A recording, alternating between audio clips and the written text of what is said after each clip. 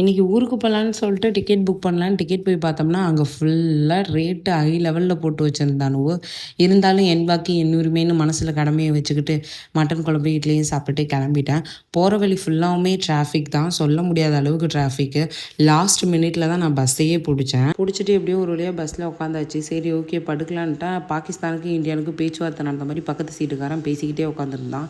எனக்கா நாளைக்கே இவனு என்ன பிடுங்கிறதுக்கு இப்படி பேசிக்கிட்டு உட்காந்துருக்கானுன்னு மனசில் வச்சுக்கிட்டு நான் அதுக்கப்புறமா செவனும் படுத்துட்டேன்.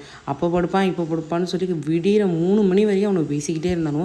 தூக்கமே வரல, கடுப்பாகி போய் நானே டென்ஷன் ஆகிட்டேன். சரின்னு ஒரு வழியாக காலையில் ஊருக்கு வந்துட்டு எங்கள் சின்னக்கா வீட்டுக்கு போயிட்டு அவங்க பசங்களெல்லாம் பார்த்துட்டு ரிட்டன் எங்கள் வீட்டுக்கு வந்தேன்.